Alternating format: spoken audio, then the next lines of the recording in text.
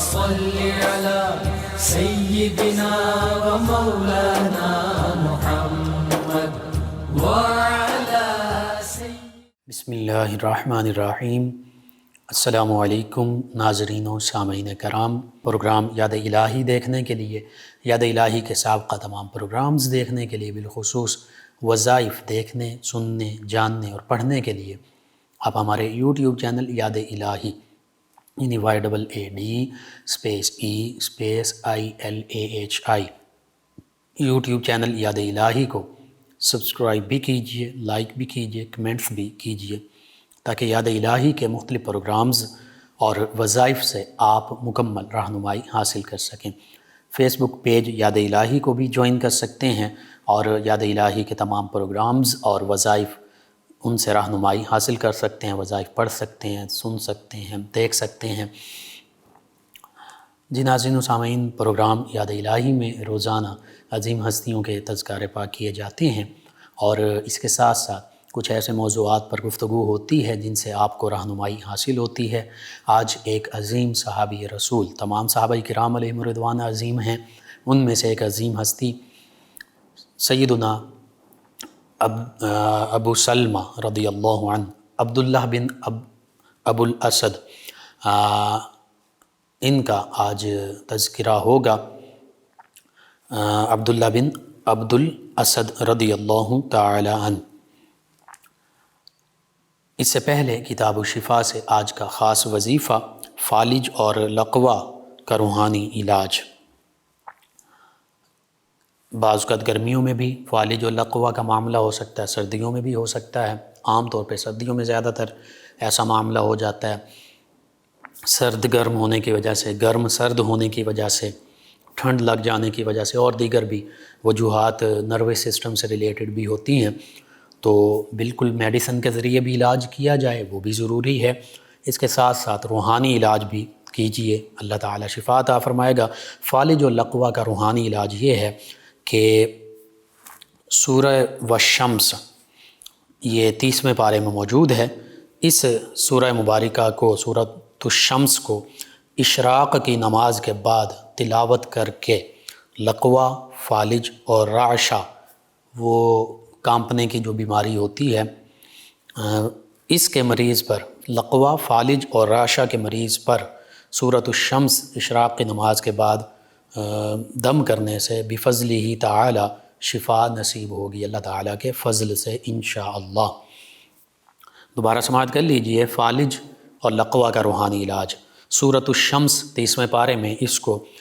اشراق کی نماز کے بعد کم از کم 1 مرتبہ، ورنہ تعداد میں 3، 5، 7، 9، 11 مرتبہ بھی پڑھ سکتے ہیں،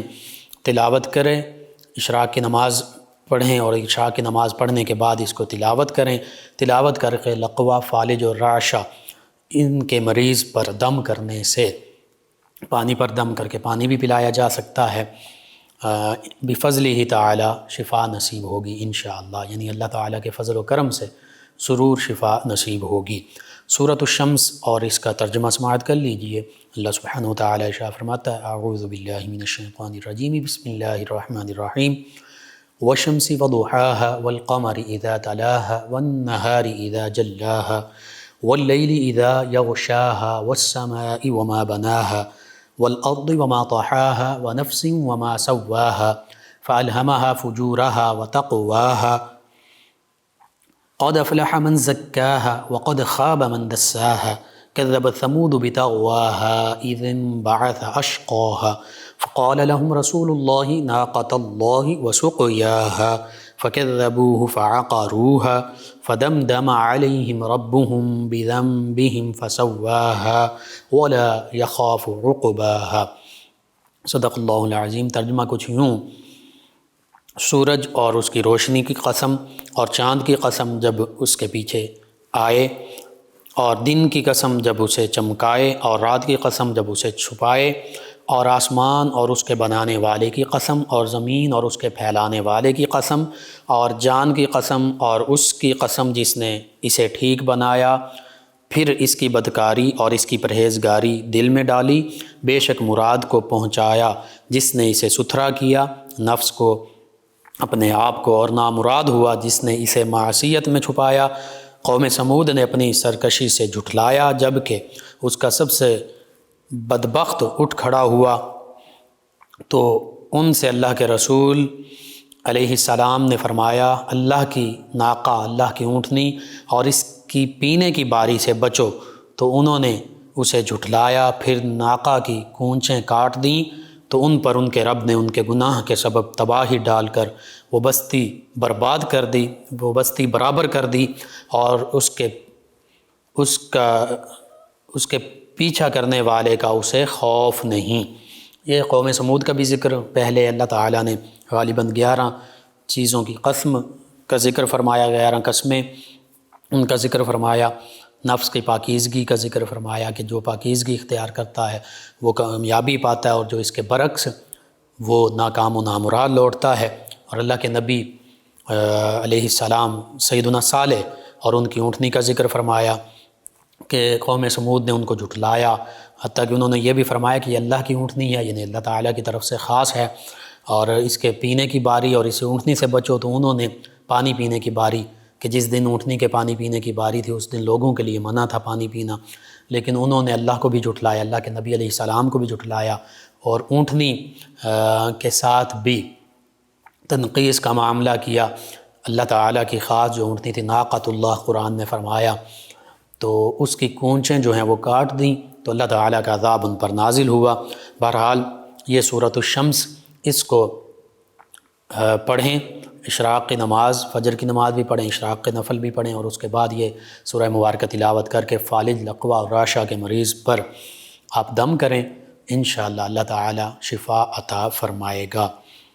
اور بالکل اس کے ساتھ ساتھ یہ دعا اور روحانی علاج یہ بھی سنت نبوی صلی اللہ علیہ وآلہ وسلم ہے، اور دوا یعنی میڈیسن کے ذریعے علاج وہ بھی سنت نبوی صلی اللہ علیہ وآلہ وسلم ہے۔ دونوں چیزیں ہوں گی، اللہ تعالیٰ ہی اصل میں تو شفا عطا فرمانے والا، اللہ تعالیٰ شفا عطا فرمائے گا۔ ہیلہ اور وسیلہ کرنا ہماری ذمہ داری ہے، اور شفا دینا اللہ رب العزت اس پر اللہ تعالیٰ قادر ہے۔ اللہ تعالیٰ چاہے جس کو چاہے جب چاہے مکمل شفا عطا فرما دے۔ وَإِذَا مَرِضْتُ فَهُوَ يَشْفِينِ، سیدنا ابراہیم علیہ السلام یہی اللہ کی بارگاہ میں عرض کرتے ہیں، اور ہمارے لیے یہ تعلیماً ہے، فرماتے ہیں، عرض کرتے ہیں کہ اے اللہ جب میں بیمار ہوتا ہوں تو تو ہی مجھے شفا عطا فرماتا ہے، جب میں بیمار ہوتا ہوں تو وہی اللہ مجھے شفا یا فرماتا ہے۔ اور حقیقت یہی ہے، جب ہم بھی بیمار ہوں تو اللہ تعالیٰ ہی شفا عطا فرماتا ہے، اور اللہ تعالیٰ اور اللہ کے حبیب صلی اللہ علیہ وآلہ وسلم ہی کے حکم کے مطابق، اللہ کے بنائے ہوئے قانون کے مطابق ہم ڈاکٹر، معالج، فزیشین، طبیب، حکیم کے پاس جاتے ہیں۔ حقیقت میں شفا اللہ تعالیٰ کی طرف سے ہوتی ہے، وہ وسیلہ بن رہے ہوتے ہیں۔ اسی طرح روحانی علاج قرآن مجید فرقان حمید پورا شفا ہی شفا ہے۔ وَنُنَزِّلُ مِنَ الْقُرْآنِ مَا هُوَ شِفَاءٌ وَرَحْمَةٌ لِلْمُؤْمِنِينَ، مومنوں کے لیے رحمت بھی ہے، شفا بھی ہے یہ قرآن پاک۔ تو بالکل اسی طرح شہد استعمال کرنا، ہر مہینے کم از کم 3 دفعہ استعمال کر لینا، چاٹنا، حدیث مبارکہ کے مطابق یہ بھی شفا ہے۔ قرآن پاک میں بھی ہے فیہ شفاء للناس، شہد میں لوگوں کے لیے شفا ہے۔ تو بالکل دوا بھی کیجئے، دعا بھی کیجئے، اللہ تعالیٰ شفا عطا فرمانے والا۔ آپ کو ضرورت ہے اس وظیفے کی، اس روحانی علاج کی، ضرور اپنے معمول میں شامل کیجئے، اپنے اعزاء، اقربا، رشتہ دار، دوست، احباب، پڑوسی، محلے دار، امت مسلمہ تک پہنچائیے۔ میرے آپ کے ہمارے بتانے سے ہمارے کسی بھی مسلمان بھائی، مسلمان بہن، مسلمان فرد کا فائدہ ہوتا ہے، تو انشاءاللہ یہ ہمارے لیے بھی دین و دنیا آخرت میں بھلائی، فائدہ، نجات اور شفا کا باعث ہوگا۔ اللہ سبحانہ وتعالی ہمیں آسانیاں عطا فرمائے، ہمیں آسانیاں بانٹنے والا بنائے، مشکلات سے ہماری حفاظت فرمائے، آمین۔ جی ناظرین و سامعین، سیدنا عبداللہ جن کی کنیت ابو سلمہ ہے، اور سیدنا عبداللہ بن عبد الاسد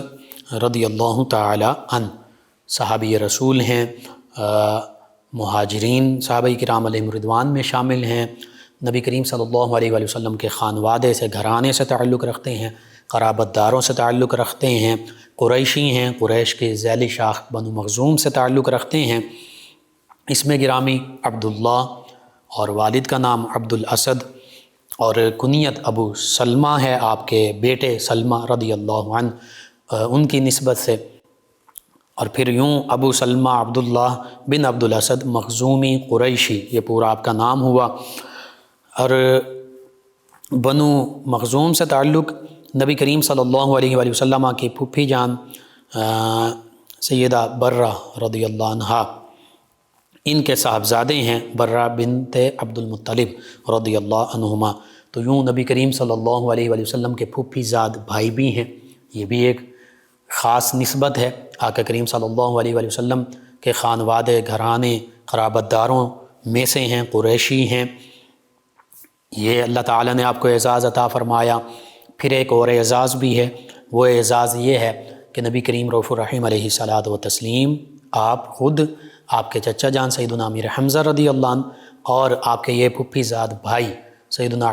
عبداللہ جو کہ ابو سلمہ کے نام سے زیادہ معروف اور مشہور ہیں، یہ تینوں ہستیاں یہ آپس میں رضائی بھائی بھی ہیں، یعنی ایک ہی رضائی والدہ جو ہیں ان کا ان تینوں ہستیوں نے دودھ پیا ہے۔ تو یہ نسبت بھی نبی کریم صلی اللہ علیہ وآلہ وسلم کے ساتھ آپ کو حاصل ہے، پھوپھی زاد بھائی بھی، رضائی بھائی بھی۔ اور پھر نبی کریم صلی اللہ علیہ وآلہ وسلم کے خانوادے سے بھی تعلق ہے۔ یہ ساری نسبتیں ہونے کے ساتھ ساتھ صحابیت کا شرف بھی پا لیا، جو وہ شرف بھی بڑا عظیم شرف ہے۔ کائنات میں بعد از انبیاء و مرسلین علیہم الصلاۃ والتسلیم سب سے عظیم ہستیاں، پاکیزہ نفوس، پاکیزہ قلوب ہستیاں، پاکیزہ نفوس قدسیہ ہیں صحابہ کرام علیہم الرضوان۔ اور پھر والسابقون الاولون من المہاجرین اس میں شامل ہیں کہ قرآن مجید فرقان حمید نے جو خاص طور پر فرمایا کہ مہاجر اور انصار صحابہ کرام علیہم الرضوان میں سے جو سب سے پہلے ایمان لانے میں سبقت اختیار کرنے والے، پہل کر اختیار کرنے والے، آگے آگے آنے والے، اور پھر ان کی اتباع کرنے والے دیگر صحابہ کرام علیہم الرضوان بھی، تابعین اعظام، تابعین اعظام، حتیٰ کہ تا قیام قیامت صحابہ کرام علیہم الرضوان کی بھلائی کے ساتھ اتباع کرنے والے، اللہ رب العزت نے فرمایا کہ اللہ تعالیٰ ان تمام صحابہ کرام علیہم الرضوان سے راضی ہے۔ یہ تمام صحابہ کرام علیہم الرضوان اللہ سے راضی ہیں، اور اللہ تعالیٰ نے ان تمام صحابہ کرام علیہم الرضوان کے لیے اور ان کی اتباع کرنے والوں کے لیے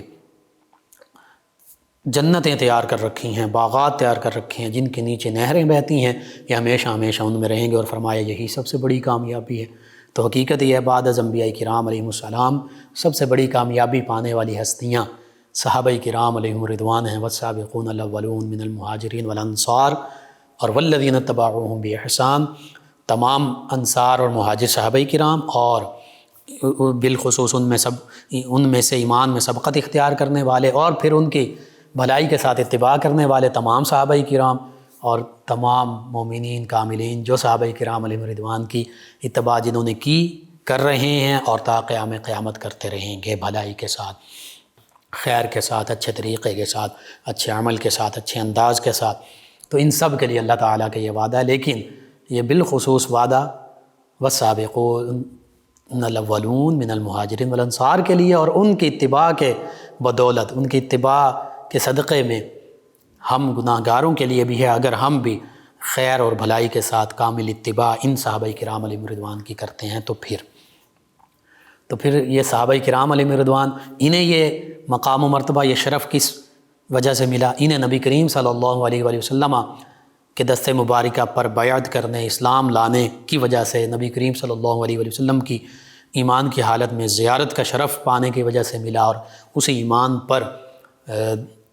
وصال پانے کی وجہ سے ملا۔ اور ان کی اتباع کرنے والوں کو، چاہے وہ تابعین اعظام، تابعین اعظام، قیامت تک آنے والے مومنین کاملین ہوں گے، ان کی بھلائی کے ساتھ اتباع کرنے کی وجہ سے انہیں بھی یہ مقام و مرتبہ مل رہا ہے اور ملتا رہے گا۔ تو پھر پتہ چلا کہ صحابہ کرام حقیقت میں قابل اتباع ہستیاں ہیں۔ نبی کریم صلی اللہ علیہ وآلہ وسلم کے بعد سب سے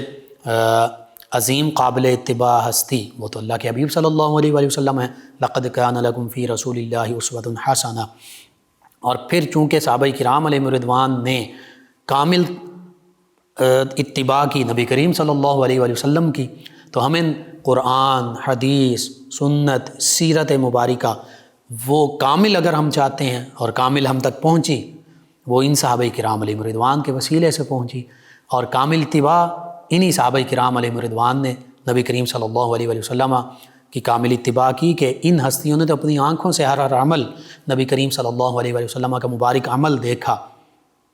تو یوں یہ نبی کریم صلی اللہ علیہ وسلم کے حسن و جمال کا بھی عکس ہیں، یہ نبی کریم صلی اللہ علیہ وسلم کے علوم کے بھی وارث ہیں، یہ نبی کریم صلی اللہ علیہ وسلم کے معرفت و فیضان کے بھی وارث ہیں، یہ قرآن و سنت کے بھی وارث ہیں صحابہ کرام علیہم رضوان، اسلام کے بھی وارث ہیں، نبی کریم صلی اللہ علیہ وسلم سے علوم پانے والے، ایمان کی دولت پانے والے، تمام نعمتیں پانے والے، دین و دنیا آخرت کی صحابہ کرام علیہم رضوان ہیں جو براہ راست انہوں نے یہ سبھی نعمتیں پائیں، اور ان کے تصدق سے ہم بھی اللہ کی نعمتیں آقا کریم صلی اللہ علیہ وسلم کے وسیلے سے پا رہے ہیں۔ بہرحال سیدنا عبداللہ یعنی سیدنا ابو سلمہ رضی اللہ عنہ، ان کا سلسلہ نسب کا ذکر کیا جائے تو والد عبدالاسد اور والدہ برہ بنت عبد المطلب رضی اللہ عنہما ان کا ذکر ہوا۔ پورا سلسلہ نسب یوں ہے: عبداللہ بن عبدالاسد بن ہلال بن عبداللہ بن عمر بن مخزوم القرشی المخزومی، یہ جو آخری ہے ان کی وجہ سے عمر بن مخزوم، ان مخزوم کی وجہ سے یہ پھر قریش کا قبیلہ جو ہے بنو مخزوم کہلاتا ہے، مخزومی قبیلہ کہلاتا ہے۔ اب ان کے اسلام لانے کے حوالے سے روایات میں ملتا ہے کہ یہ والسابقون الاولون من المہاجرین میں سے ہیں، یعنی مکہ المکرمہ میں رہنے والے صحابہ کرام علیہم رضوان میں سے ہیں، اور ان صحابہ کرام مہاجر صحابہ کرام علیہم رضوان میں سے جنہوں نے سب سے پہلے اسلام قبول کیا۔ حتیٰ کہ ان کے حوالے سے یہ ملتا ہے کہ ابھی آقا کریم صلی اللہ علیہ وسلم دار ارقم میں تشریف فرما نہیں ہوئے تھے کہ اس سے پہلے سیدنا ابو سلمہ رضی اللہ تعالیٰ عنہ انہوں نے اسلام قبول کر لیا۔ بعض روایت میں یہ کہ سیدنا عبیدہ بن حارث، سیدنا ارقم بن ابی ارقم اور سیدنا عثمان بن مظعون یا سیدنا عثمان بن عفان رضی اللہ عنہم اجمعین، ان کے ساتھ آپ ایمان لائے، ان کے ساتھ آپ نے اسلام کی دولت پائی، مشرف با اسلام ہوئے، نبی کریم صلی اللہ علیہ وسلم کے دست مبارکہ پر اسلام کی بیعت کی۔ تو اس وجہ سے اولین مہاجرین صحابہ کرام علیہم رضوان میں شامل ہیں۔ پھر آپ صاحب الحجرتین بھی ہیں، ذو الحجرتین، جس طرح دیگر کئی صحابہ کرام علیہم رضوان کو اور صحابیات رضی اللہ عنہن کو یہ شرف ملا کہ انہوں نے دوہری ہجرتیں کی، تو آپ کا بھی یہ شرف ہے، آپ صاحب الحجرتین ہیں۔ حبشہ کی جانب بھی آپ نے ہجرت فرمائی اور پھر مدینہ طیبہ کی جانب بھی ہجرت فرمائی، اور پھر آپ ان ہستیوں میں بھی شامل ہیں کہ آپ کی زوجہ محترمہ وہ ہیں جو بعد میں ام المومنین بنی، ہم تمام مومنین کی ماں بنی، یعنی ام المومنین سیدہ ام سلمہ رضی اللہ تعالی عنہ۔ یہ سیدہ ام سلمہ رضی اللہ عنہ کے پہلے شوہر نامدار، پہلے شوہر گرامی جو ہیں، پہلے شوہر وہ سیدنا ابو سلمہ سیدنا عبداللہ رضی اللہ عنہ ہیں، جن کا آج ہم تذکرہ خیر کر رہے ہیں، تذکرہ پاک کر رہے ہیں۔ تو یوں دونوں میاں بیوی سیدنا ابو سلمہ عبداللہ رضی اللہ عنہ اور سیدہ ام سلمہ ہند رضی اللہ عنہ، یہ دونوں میاں بیوی انہوں نے ابتدا میں ہی اسلام بھی قبول کیا، اور پھر اسلام قبول کرنے کے بعد سب سے پہلے حبشہ کی جانب ہجرت بھی کی، اور ہجرت کرنے والوں میں پہلے ہجرت کرنے والوں میں شامل بھی ہوئے، پھر صاحب الحجرتین بھی بنے۔ اب دوسری طرف یہ ہوا کہ سیدنا ابو سلمہ عبداللہ رضی اللہ عنہ ان کا مدینہ طیبہ کی جانب جو ہجرت کرنا ہے، اس حوالے سے بعض نے یہ لکھا کہ سب سے پہلے مدینہ طیبہ ہجرت بھی انہوں نے کی، بعض نے تطبیق یوں دی کہ سیدنا مصعب بن عمیر رضی اللہ عنہ پہلے تشریف لے گئے تھے مدینہ طیبہ کے جو قبائل ہیں ان کو اسلام کا پیغام پہنچانے کے لیے نبی کریم صلی اللہ علیہ وسلم کے ایمبیسیڈر، سفیر اور نمائندہ بن کر، اور پھر یہ انہوں نے ہجرت کی۔ بہرحال مدینہ طیبہ بھی اولین ہجرت کرنے والوں میں سیدنا ابو سلمہ سیدنا عبداللہ رضی اللہ عنہ یہ شامل ہیں۔ اور پھر ان کے ہجرت کے حوالے سے ہمیں یہ بھی ملتا ہے کہ یہ اپنی زوجہ سیدہ ام سلمہ رضی اللہ عنہ اور اپنے صاحبزادے سلمہ رضی اللہ عنہ ان کو لے کر مدینہ طیبہ کی جانب مکہ المکرمہ سے روانہ ہوئے تو سیدہ ام سلمہ ان کی جو زوجہ ہیں، جو بعد میں نبی کریم صلی اللہ علیہ وآلہ وسلم کے حرم مبارک میں آئیں، ہم تمام مومنین کی ماں، پاکیزہ ماں بنیں، تو جب ہجرت کا وقت آیا تو یہ دونوں میاں بیوی اور ان کے صاحبزادے یہ ہجرت کے لیے مکہ المکرمہ سے روانہ ہونے لگے، تو سیدہ ام سلمہ رضی اللہ عنہا کا جو قبیلہ تھا، جو خاندان والے تھے، وہ آڑے آئے، وہ سامنے آ گئے، وہ رکاوٹ بن گئے، اور انہوں نے یہ کہا کہ ہم اپنی بیٹی کو اور اپنی بیٹی کے بیٹے کو ہم ابو سلمہ تمہارے ساتھ مدینہ طیبہ نہیں جانے دیں گے۔ تو اس وجہ سے پھر سیدنا ابو سلمہ، سیدنا عبداللہ رضی اللہ عنہ، ان کو اکیلے ہی مدینہ طیبہ کی جانب ہجرت کرنا پڑی، اپنا گھر بار بھی چھوڑا، بیوی بچوں کو بھی چھوڑا، اور یہ کوئی عام اور معمولی بات نہیں ہے۔ تمام صحابہ کرام علیہم رضوان نے مال و دولت، اپنی وراثت، اپنی پراپرٹی، اپنے گھر، کاروبار، ہر چیز مکہ المکرمہ میں چھوڑ کر مدینہ طیبہ کی جانب ہجرت کی۔ تو خاص طور پر آپ کے حوالے سے کہ آپ کو مجبوراً اپنے بیوی بچوں کو بھی مکہ المکرمہ میں چھوڑنا پڑا اور اکیلے ہی مدینہ طیبہ ہجرت کرنی پڑی۔ یہ صحابہ کرام علیہم رضوان کی قربانیاں ہیں، اور یہ آپ کی بھی قربانی ہے کہ آپ بیوی بچوں کے ساتھ ہجرت کر رہے تھے، لیکن یہ قربانی آپ کو دینی پڑی کہ بیوی بچوں کو پھر مکہ المکرمہ میں چھوڑنا پڑا، اور پھر آپ مدینہ طیبہ ہجرت کر کے تشریف لائے۔ اور پھر اس کے بعد دیگر صحابہ کرام علیہم رضوان، خود نبی کریم صلی اللہ علیہ وآلہ وسلم، ان ہستیوں نے بھی مدینہ طیبہ ہجرت فرمائی۔ نبی کریم صلی اللہ علیہ وآلہ وسلم نے مدینہ طیبہ میں آپ کو سیدنا سعد بن خیثمہ انصاری رضی اللہ عنہ، ان کا بھائی بنایا، ان کے ساتھ آپ کی مواخات جو ہے وہ قائم فرمائی، اور آپ کے لیے مستقل آپ کے رہنے کے لیے کچھ زمین بھی جو ہے وہ آپ کو ملی مدینہ طیبہ میں۔ بعد میں پھر آپ کی زوجہ سیدہ ام سلمہ رضی اللہ عنہا اور آپ کے بچے جو ہیں وہ بھی مدینہ طیبہ ہجرت کر آئے۔ تو بہرحال کچھ عرصہ کے لیے آپ بھی اکیلے رہے، ادھر سیدہ ام سلمہ رضی اللہ عنہا مکہ المکرمہ میں اکیلی رہیں، اور بچے اکیلے رہے۔ غزوات کا اگر آپ کا ذکر کیا جائے تو مدینہ طیبہ ہجرت کرنے کے بعد مکہ المکرمہ میں تو کفار مکہ کے ظلم و ستم تھے ہی، صحابہ کرام علیہم رضوان پر وہ ظلم و ستم کرتے تھے، بعض اوقات مارتے پیٹتے تھے، زخمی کر دیتے تھے۔ اسی وجہ سے حبشہ کی جانب 2 ہجرتیں ہوئیں، اور اس کے علاوہ بھی معاشی سوشل بائیکاٹ بھی کیا گیا۔ ہر حوالے سے جتنے زیادہ سے زیادہ ان کے بس میں تھا، کفار مکہ کے بس میں تھا، انہوں نے اپنی بساط سے بڑھ کر زیادہ سے زیادہ انہوں نے کوشش کی کہ صحابہ کرام علیہم رضوان مسلمانوں کو تنگ کیا جائے، ظلم و ستم کیا جائے، لیکن صحابہ کرام علیہم رضوان کوہ عظیمت بنے رہے، عظیمت کا ایک عظیم پہاڑ کوہ گراں بن کر ثابت قدم رہے۔ پھر مدینہ طیبہ ہجرت فرمانے کے بعد بھی کفار مکہ چین سے نہیں بیٹھے، غزوہ بدر پیش آئی، غزوہ احد پیش آئی۔ ان دونوں غزوات میں سیدنا ابو سلمہ عبداللہ رضی اللہ عنہ آپ نے جانثاری کا مظاہرہ کیا، دیگر صحابہ کرام علیہم رضوان کی طرح نڈر اور بے خوف ہو کر لڑے کفار مکہ کے خلاف،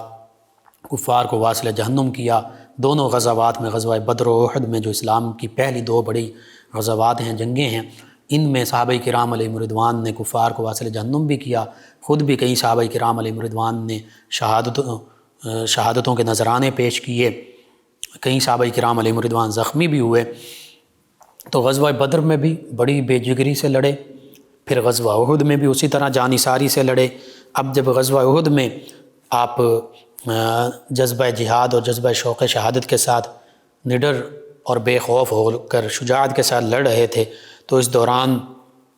ابو اسامہ جشمی، اس کا ایک تیر آپ کے بازو میں لگا، جس کی وجہ سے آپ کا بازو جو ہے وہ شدید زخمی ہو گیا۔ یعنی غزوہ احد میں آپ زخمی ہوئے، اور پھر 1 ماہ تک آپ کا علاج ہوتا رہا، اور بظاہر زخم جو ہے وہ مندمل ہو گیا، ٹھیک ہو گیا، لیکن غالباً وہ تیر ایسا تھا زہر میں بجھا ہوا، یا وہ زخم ایسا کاری تھا کہ پھر تھوڑے عرصے بعد وہ زخم دوبارہ ابھر آیا۔ بالخصوص سریہ قطن جب ہوا، اور غالباً اس کو سریہ ابو سلمہ رضی اللہ عنہ بھی کہا جاتا ہے، اس سریہ میں بنو اسد بن خزیمہ اور طلیحہ، ان خاندانوں نے، ان لوگوں نے، ان قبائل نے مسلمانوں کے خلاف، صحابہ کرام، نبی رحمت صلی اللہ علیہ وآلہ وسلم، مدینہ طیبہ کے ان عظیم مسلمانوں کے خلاف جنگ کی تیاریاں شروع کر دیں اور دیگر قبائل کو بھی ابھارنا شروع کر دیا۔ تو نبی کریم صلی اللہ علیہ وآلہ وسلم نے پھر محرم 4 ہجری میں سیدنا ابو سلمہ عبداللہ رضی اللہ عنہ ان کو اس سریہ کا امیر، سپہ سالار، کمانڈر، جرنیل بنا کر روانہ فرمایا 150 مجاہدین صحابہ کرام علیہم رضوان کے ساتھ۔ تو آپ 150 مجاہدین کی معیت میں ان کے سپہ سالار بن کر ان قبائل کی سرکوبی کے لیے روانہ ہوئے کہ جو جنگ کے لیے اسلحہ بھی اکٹھا کر رہے تھے، جنگ کی تیاری بھی کر رہے تھے، اور دیگر قبائل کو بھی مسلمانوں کے خلاف بھڑکا رہے تھے۔ تو نبی کریم صلی اللہ علیہ وآلہ وسلم کے حکم پر آپ ان کی اس سازش کو وہیں دبانے کے لیے ان کے سروں پر پہنچے، اور ایسے اسٹریٹجی سے پہنچے کہ غیر معروف، جو عام طور پر لوگ راستے استعمال نہیں کرتے تھے سفر کے لیے، ان راستوں سے ہوتے ہوئے ان قبائل کے سر پر پہنچے۔ جب ان کے سر پر پہنچے تو انہوں نے بھاگنا شروع کر دیا۔ آپ نے اپنے لشکر کو 3 حصوں میں تقسیم کیا، اور پھر ان قبائل کا، ان لوگوں کا، ان بدبختوں کا جو اسلام کے خلاف لڑائی کی تیاریاں کر رہے تھے اور دیگر قبائل کو بھی ابھار رہے تھے، ان کا پیچھا کیا۔ اس دوران اللہ تعالیٰ نے آپ کو فتح و نصرت عطا فرمائی، اور ان قبائل کے اکثر لوگ جو ہیں وہ اپنا ساز و سامان، حتیٰ کہ اونٹ، بھیڑ، بکریاں وغیرہ جو ہیں وہ چھوڑ کر بھاگ گئے۔ تو تمام کے تمام صحابہ کرام علیہم رضوان یہ مال غنیمت مدینہ طیبہ میں لے کر آقا کریم صلی اللہ علیہ وآلہ وسلم کی بارگاہ میں حاضر ہوئے۔ نبی رحمت صلی اللہ علیہ وآلہ وسلم نے خوشی کا بھی اظہار فرمایا، اور وہ مال غنیمت جو ہے وہ صحابہ کرام علیہم رضوان میں، مجاہدین میں تقسیم فرمایا۔ تو یوں اکثر جنگیں اگرچہ دفاعی انداز میں لڑی گئیں، مدینہ طیبہ میں رہ کر لڑی گئیں، لیکن بعض کا جب پتہ چلتا کہ فلاں قبائل یا فلاں لوگ، فلاں قوم وہ مسلمانوں کے خلاف تیاری کر رہی ہے جنگ کی، تو بعض اوقات ایسا بھی ہوا کہ پھر جارحانہ لڑائیاں بھی، جنگیں بھی لڑی گئیں اپنے دفاع کی خاطر، ان قبائل پر جا کر حملہ بھی کیا گیا۔ تو بالکل دفاعی جنگ بھی اسلام میں ہے، اپنے دفاع کے لیے، مدافعت کے لیے، کوئی حملہ کر رہا تو اس سے بچنے کے لیے، اور اگر کوئی حملے کی تیاری کر رہا ہے تو اس پر بھی جا کر حملہ کیا جا سکتا ہے، مسلمانوں کے، اسلام کے دفاع کے لیے، تحفظ کے لیے۔ حتیٰ کہ اسلام میں تو اگر کوئی غیر مسلم بھی مظلوم ہیں اور وہ انصاف کے طلبگار ہیں اور انصاف کے لیے ان کی خاطر بھی جنگیں ہوئی ہیں، جنگیں کی جاتی رہیں، اور یہ سارے جنگ کے مختلف معاملات ہیں جو اس حوالے سے اسلامی مغازی، جو غزوات ہوئیں، جو جنگیں ہوئیں، ان کا مطالعہ رکھتے ہیں، گہری نظر رکھتے ہیں، وہ یہ جانتے ہیں کہ اسلام نے ہر قسم کی جو جنگیں ہیں وہ کی ہیں، صحابہ کرام علیہم رضوان، مدافعانہ بھی، جارحانہ بھی۔ تو بہرحال سیدنا ابو سلمہ عبداللہ رضی اللہ عنہ اس سریہ میں کامیاب ہو کر واپس لوٹے۔ آقا کریم صلی اللہ علیہ وآلہ وسلم نے خوشی کا اظہار فرمایا۔ بعض روایات کے مطابق یہ کاتب بھی ہیں، کاتب وحی بھی رہے، نبی کریم صلی اللہ علیہ وآلہ وسلم ان پر بہت زیادہ بھروسہ فرماتے تھے۔ کاتبین وحی جو ہیں ان میں بھی یہ شامل ہیں، چونکہ غزوہ احد میں آپ کا جو زخم تھا وہ کاری تھا، وہی زخم جو ہے وہ دوبارہ مندمل ہونے کے بعد دوبارہ وہ پہلے کی طرح ابھر آیا، نمایاں ہو گیا، پھوٹ پڑا وہ زخم۔ کوشش کی گئی، علاج جاری رہا، لیکن چند ایک دنوں کے بعد جو ہے آپ کا وصال ہو گیا، اور آپ نے کہہ سکتے ہیں کہ شہادت پائی اس زخم کی وجہ سے، جمادی الثانی 4 ہجری میں۔ اور نبی کریم صلی اللہ علیہ وآلہ وسلم آپ کے پاس تشریف فرما تھے جب آپ کا وصال ہوا تو آپ کی آنکھیں جو ہیں وہ کھلی تھیں. نبی کریم صلی اللہ علیہ وآلہ وسلم نے وصال کے بعد بھی تو آپ کی آنکھیں جو ہیں وہ بند فرما دیں، اور ساتھ یہ فرمایا کہ انسان کی روح جب اٹھائی جاتی ہے، قبض کی جاتی ہے، تو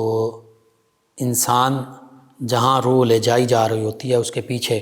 دیکھتا ہے، آنکھیں اس کے دیکھنے کے لیے کھلی رہ جاتی ہیں. بہرحال نبی کریم صلی اللہ علیہ وآلہ وسلم نے ان کے لیے دعائے خیر فرمائی، بھلائی کے، بہتری کے الفاظ جو ہیں وہ ارشاد فرمائے، ان کے لیے دعا فرمائی. یہاں تک بھی بعض روایت میں ملتا ہے کہ اللہ کے پیارے حبیب صلی اللہ علیہ وآلہ وسلم نے یوں بھی دعا فرمائی کہ اللہ جب ان کی تدفین کی گئی کہ ان کی قبر کو کشادہ اور روشن فرما دے، اور ان کی قبر کو پر نور بنا دے، اور ان کی بخشش، مغفرت اور ان کو ہدایت یاب جماعت میں بلند درجہ عطا فرما. تو یوں نبی کریم صلی اللہ علیہ وآلہ وسلم نے ان کے لیے تمام خیر اور بھلائی کی دعائیں فرمائیں، جن کے لیے آقا کریم جو صحابی ہیں رضی اللہ عنہ، اللہ تعالیٰ کا ان کے لیے یہ خوشخبری اور اپنی رضا کا ہمیں فرمان مل رہا ہے. وَكُلًّا وَعَدَ اللَّهُ الْحُسْنَى کا فرمان ہمارے سامنے ہے، سب کے لیے بھلائی، جنت کا وعدہ. پھر آقا کریم صلی اللہ علیہ وآلہ وسلم بھی دعا فرما دیں تو ان سے بڑھ کر جنت کے مصداق کون ہو سکتی ہیں. بہرحال ان کے حوالے سے یہ ملتا ہے کہ مدینہ طیبہ کے قریب مقام عالیہ جہاں پر یہ قیام پذیر تھے، رہائش پذیر تھے،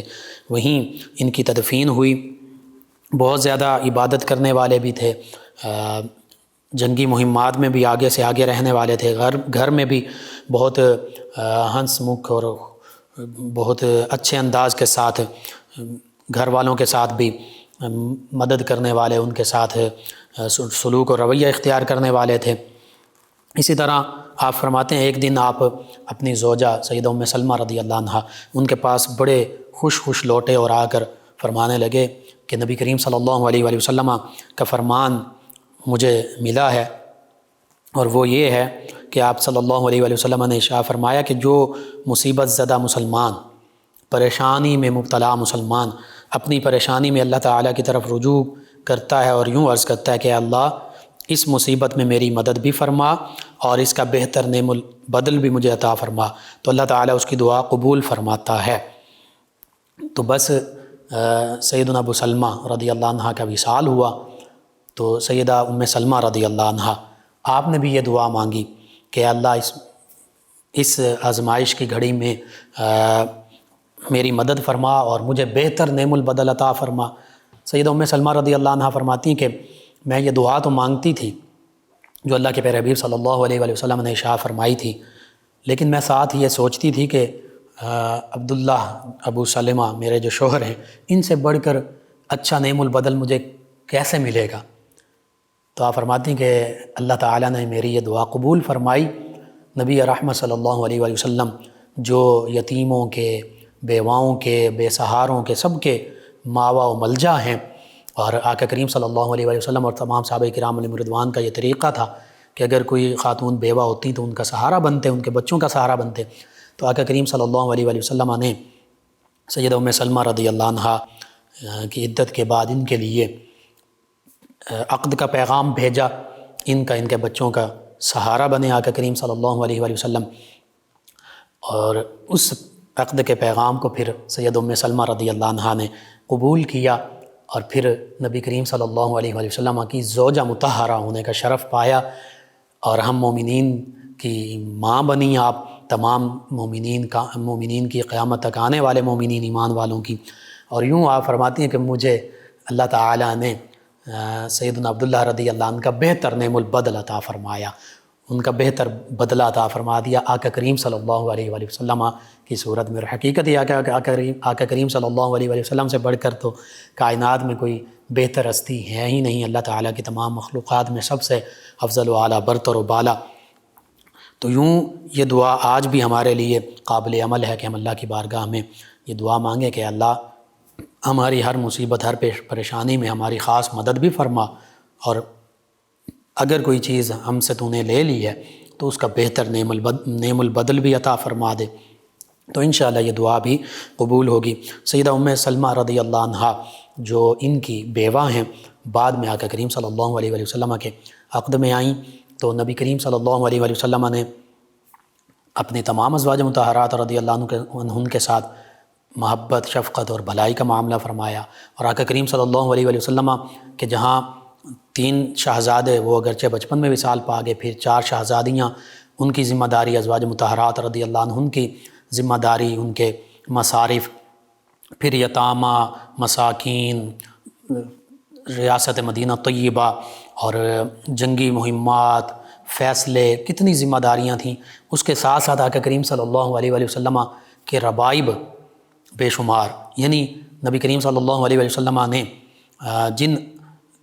خواتین کے ساتھ عقد فرمایا، ہماری مومنین کی جو مائیں ہیں ان میں سے اکثر بیوائیں تھیں، تو ان کے بیٹے اور بیٹیاں وہ ربائب ہیں، یعنی نبی کریم صلی اللہ علیہ وآلہ وسلم کے حقیقی بیٹے بیٹیاں نہیں ہیں، ازواج مطہرات رضی اللہ عنہن ان کی طرف سے وہ ربائب بنے، بیٹے بیٹیاں بنیں۔ تو آقا کریم صلی اللہ علیہ وآلہ وسلم ان کی مصارف، ان کے کفالت وہ بھی فرمایا کرتے تھے۔ تو سیدنا ابو سلمہ عبداللہ رضی اللہ عنہ اور سیدہ ام سلمہ رضی اللہ عنہ، ان کی اولاد میں سے 2 صاحبزادے تھے، سیدنا سلمہ اور عمر، سیدنا عمر رضی اللہ عنہما، اور 2 صاحبزادیاں سیدہ زینب اور سیدہ درہ رضی اللہ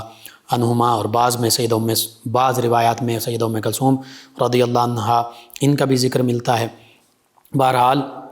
ان تمام ہستیوں کے ان واقعات سے، آقا کریم صلی اللہ علیہ وآلہ وسلم کی سیرت سے ہمارے لیے کئی سبق موجود ہیں کہ پریشانی جیسی بھی ہو، صبر کرنا ہے، اللہ پر بھروسہ رکھنا ہے، واویلا نہیں کرنا، جزا فضا نہیں کرنی، بلکہ اللہ کی بارگاہ کی طرف رجوع کرنا ہے، دعا مانگنی ہے، اور اللہ کے حبیب صلی اللہ علیہ وآلہ وسلم کی بارگاہ میں استغاثہ پیش کرنا ہے، چاہے خواتین ہوں، مرد ہوں، اور اسلام کی خاطر اپنا سب کچھ قربان کر دینا ہے۔ ان تمام ہستیوں کی، آج کی جو ہستی کا ذکر ہوا، ان کے حوالے سے بھی ہمیں یہی مل رہا ہے، اپنے جان، مال، اولاد تک اسلام کی خاطر قربان کر دی۔ آج ضرورت اس امر کی ہے کہ ہم صحابہ کرام علیہم رضوان کی محبت کو بھی اپنے دلوں میں بسائیں، ان کی سیرت، ان کے کردار، ان کی زندگیوں کو پڑھیں، پاکیزہ زندگیوں کو جو حقیقت میں پاکیزہ ہیں، مشعل راہ ہیں ہمارے لیے، اور پھر پڑھ کر اس پر عمل کرنے کی کوشش کریں، اپنی آنے والی نسلوں کو بتائیں، لوگوں تک نبی کریم صلی اللہ علیہ وآلہ وسلم اور صحابہ کرام علیہم رضوان کی پاکیزہ زندگیوں کا پیغام پہنچائیں۔ اور جب تمام امت مسلمہ بحیثیت مجموعی ان ہستیوں کی تعلیمات پر، ان کی زندگیوں پر عمل کرنے والی بن جائے گی، تو پھر دیکھیے وہی دور واپس لوٹ سکتا ہے، اسی کا فیضان، اسلام کی نشاط ثانیہ ہمیں حاصل ہو سکتی ہے۔ اللہ تعالیٰ سے دعا، اللہ تعالیٰ ان معروضات پر عمل پیرا ہونے کی توفیق عطا فرمائے، ان تمام ہستیوں کے تصدق سے عالم اسلام کو سربلندیاں عطا فرمائے۔ اللہم صلی علی سیدنا و مولانا محمد وعلی سیدنا۔ آپ سماعت فرما رہے ہیں پروگرام یاد الہی۔ ناظرین و سامعین، اس دوران ہمیں جوائن کیا محمد عدیل صاحب ہیں، فیصل آباد سے، کہتے ہیں السلام علیکم مفتی صاحب۔ جی وعلیکم السلام۔ کہتے ہیں کہ یہ بتا دیں کہ سال میں کون سے 5 دن ہیں جن میں روزہ رکھنا منع ہے؟ جی 4 دن عیدین کے ہیں، ایک چھوٹی عید کا دن اور 3 بڑی عید کے دن، اور غالباً 5واں جو ہے وہ حجاج کرام کے لیے عرفہ کے دن کا روزہ ہے۔ عام لوگ جو ہیں وہ یوم عرفہ 9 ذی الحج کا روزہ عام مسلمان رکھ سکتے ہیں۔ حجاج کرام کے لیے کیونکہ وہ اس میں مناسک حج ادا کرنے ہوتے ہیں، وہ بدنی عبادت اور مشقت تھوڑی اٹھانی ہوتی ہے، غالباً اس لیے اس حوالے سے ان کے لیے منع ہے۔ باقی 4 دن ہیں مسلمانوں کے لیے، چھوٹی عید، عید الفطر کا ایک دن، اور 3 بڑی عید کے دن۔ چودھری اقبال گجر صاحب ہیں، اللہ وسایہ صاحب ہیں، 208 چیک ڈوگرہ والے سے، کہتے ہیں السلام علیکم۔ جی وعلیکم السلام۔ کہتے ہیں کہ آپ کا پروگرام سن رہے ہیں، جی شکریہ آپ کا بھی، اور وعلیکم السلام۔ ایک اور لسنر ہیں حافظ اسد عبداللہ قادری چشتی صاحب، کہتے ہیں السلام علیکم مفتی لقمان بھائی۔ جی وعلیکم السلام۔ کہتے ہیں کہ ہمیشہ کی طرح آپ ہماری ایک نیکی میں رہنمائی فرما دیجئے۔ مدرسے کے حوالے سے انہوں نے پوچھا کہ رجسٹریشن کروانے کا طریقہ اور فی اس کی کتنی ہے۔ جی میں اس حوالے سے کچھ معلومات لے کر چند دنوں میں آپ کو عرض کر دیتا ہوں۔ 2-3 دن کے جو آنے والے پروگرامز ہیں ان میں ان کے علاوہ ہمیں جوائن کیا ایک اور لسنر ہیں کلیم صاحب فیصل آباد سے، کہتے ہیں السلام علیکم لقمان رضا صاحب۔ جی وعلیکم السلام۔ کہتے ہیں کہ کیا حال ہے آپ کا؟ جی الحمدللہ۔ کہتے ہیں آپ کا پروگرام روزانہ سنتا ہوں اور میرا SMS ضرور شامل کیجیے گا۔ چلیں جی، شکریہ آپ کا، آپ پروگرام یاد الہی سماعت کرتے ہیں، آپ کا میسیج جو ہے وہ ہم نے شامل کر دیا، پروگرام کا حصہ بنا دیا۔ ایک اور لسنر ہیں منیبہ صاحبہ، کہتی ہیں کہ السلام علیکم، کیا حال ہے بھائی؟ جی وعلیکم السلام، الحمدللہ۔ کہتی ہیں کہ 2 سوال ہیں آپ سے۔ ایک یہ کہ جب قرآن مجید فرقان حمید ہم پڑھتے ہیں، جس کو عرف عام میں ختم شریف کہتے ہیں، ختم شریف دلانا ہو، تو اس کے لیے کیا 3 یا 4 قرآن پاک پڑھنا ضروری ہیں؟ اور دوسرا کہتے ہیں کہ جب 3 یا 4 پڑھ لیے تو کیا ایک قرآن پاک پڑھ کر بخشنا ضروری ہے یا 4 قرآن پاک پڑھ کر ایک ہی دفعہ بخش دیے جائیں؟ اور دوسرا انہوں نے کہا کہ دوسرا سوال یہ کہ سننے میں آیا کہ خواتین کو بلیک لباس نہیں پہننا چاہیے، تو کیا یہ بات سچ ہے؟ جی میں عرض کرتا ہوں، قرآن مجید فرقان حمید کے اصالہ ثواب کے حوالے سے یہ ہے، آپ چاہے ایک آیت مبارکہ پڑھیں، ایک رکوع پڑھیں، پورا قرآن پاک پڑھیں، 4 پڑھیں، 10 پڑھیں، 100 پڑھیں، جتنا بھی پڑھیں، کوئی اس میں لمٹ نہیں، پابندی نہیں، جتنا زیادہ سے زیادہ پڑھ سکیں۔ باقی آپ نے ایک آیت مبارکہ پڑھی تو اس کا بھی ثواب آپ اصال کر سکتے ہیں، دعا مانگ کے اصال ثواب کر سکتے ہیں، کوئی حرج نہیں ہے۔ ضروری نہیں کہ ایک قرآن پاک 4 قرآن پاک پڑھیں تو ایک ایک کر کے کیا جائے، اکٹھے بھی کر سکتے ہیں، علیحدہ علیحدہ بھی کر سکتے ہیں، کوئی کسی قسم کی یہاں قید نہیں ہے، لمٹ نہیں ہے، پابندی نہیں ہے۔ دوسرا بلیک لباس کا آپ نے کہا، تو بلیک لباس عام طور پہ مرد بھی پہن سکتے ہیں، خواتین بھی پہن سکتی ہیں۔ ہاں سوگ کے طور پر بالخصوص محرم اور اس طرح کے ایام میں وہ پہننا، وہاں فقہاء نے اس کو منع لکھا ہے، لیکن خواتین بلیک لباس پہن سکتی ہیں، برقع عام طور پر بلیک ہی ہوتا ہے، تو کوئی اس میں حرج نہیں ہے۔ ان کے علاوہ ہمیں جوائن کیا اللہ دتہ شاہ صاحب ہیں، علی حسن شاہ صاحب ہیں، محمد طیب حسن شاہ صاحب، حافظ سمیع اللہ شاہ صاحب تاجہ بیر والا بوانا سے، اور کہتے ہیں السلام علیکم۔ جی وعلیکم السلام۔ آپ نے جو کویشچن کیا اس کا جواب میں نے پہلے بھی عرض کیا ہے، یہ نسبت ہے، کہلانا ضروری بھی نہیں ہے، اور اگر کہلاتے ہیں تو کوئی حرج بھی نہیں ہے، تو اس میں کوئی ایسا معاملہ نہیں ہے، دونوں طریقوں سے ٹھیک ہے۔ ان کے علاوہ ہمیں ایک اور لسنر ہیں، انہوں نے جوائن کیا، کہتے ہیں السلام علیکم بھائی، کہتے ہیں کہ جب ہمارے ملک کا نظام اسلامک سال کے کیلنڈر کے مطابق نہیں ہے، یعنی محرم کے مطابق نہیں ہے، تو پھر لوگ شمسی کیلنڈر کو ہی، جنوری فروری اسی کو ہی اپنے ملک کا سال سمجھتے ہیں، تو کہتے ہیں کہ اسلامی ملک کا نظام جو ہے اس کو بھی اسلامی کیلنڈر پر ترتیب دینا چاہیے۔ جی بالکل، اسلامی کیلنڈر پر ترتیب دینا چاہیے۔ سیدنا عمر فاروق اعظم رضی اللہ عنہ نے خاص طور پر یہ ہجری کیلنڈر کا آغاز ہجری کے مطابق، ہجری جو ہجرت کر کے آئے نبی کریم صلی اللہ علیہ وسلم تشریف لائے صحابہ کرام مدینہ طیبہ، اس کے مطابق اسلامی تاریخ کا آغاز کیا، تو بالکل اس کے مطابق ہونا زیادہ بہتر ہے۔ بہرحال عام روٹین میں وہ یوز کیا جاتا ہے، وہ منع بھی نہیں ہے، لیکن ہمیں بالخصوص ہم روزے، عیدیں، حج، دیگر معاملات وہ اسلامی کیلنڈر کے مطابق ہی ترتیب دیتے ہیں، تو بالخصوص اس کو بالخصوص رائج ہونا چاہیے۔ ٹھیک ہے آپ کی بات۔ ایک اور لسنر کہتے ہیں اسلم صاحب ہیں غالباً، یا السلام علیکم کہا ہے۔ جی وعلیکم السلام۔ کہتے ہیں بھائی کی شادی جو ہے وہ ہوتے ہوئے آگے ہو گئی، بھائی کے لیے کوئی وظیفہ بتا دیں۔ جی سورۃ الاخلاص بسم اللہ الرحمن الرحیم کے ساتھ قل هو اللہ احد، یہ پوری سورہ مبارکہ بھائی سے کہیں کہ 90 دن تک روزانہ رات کو سونے سے پہلے 41 مرتبہ پڑھیں، والآخر تعداد میں درود پاک پڑھیں، یا مسبب الاسباب بھی پڑھتے رہیں، اللہ سے دعا بھی مانگیں، انشاءاللہ اللہ تعالیٰ بہتری فرما دے گا۔ ایک اور لسنر ہیں، یہ کہتے ہیں غالباً فہیم نام ہے ان کا،